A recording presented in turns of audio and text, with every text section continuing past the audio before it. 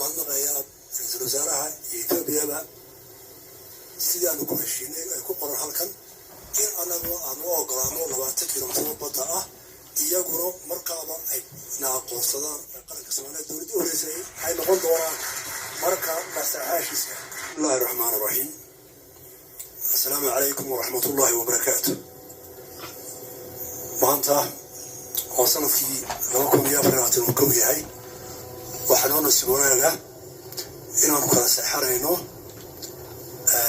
memorandum of understanding dowladda federaalka Itoobiya.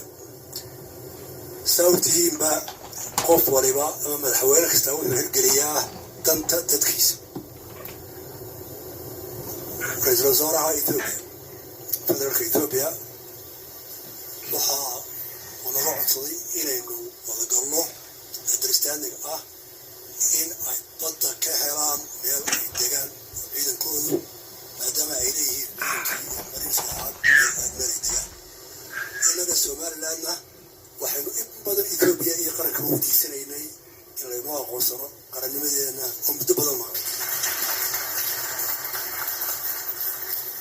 waxay noo farxada oo la mahadnaqayaa ra'iisul wasaaraha Itoobiya sidii aanu ku heshiinay ay ku qoran halkan in anagu aan u ogolaano 20 kiiloomitir badda ah iyaguna markaaba ay naaqoonsadaan qaranka Soomaaliya dowladda u horeysay ay noqon doonaan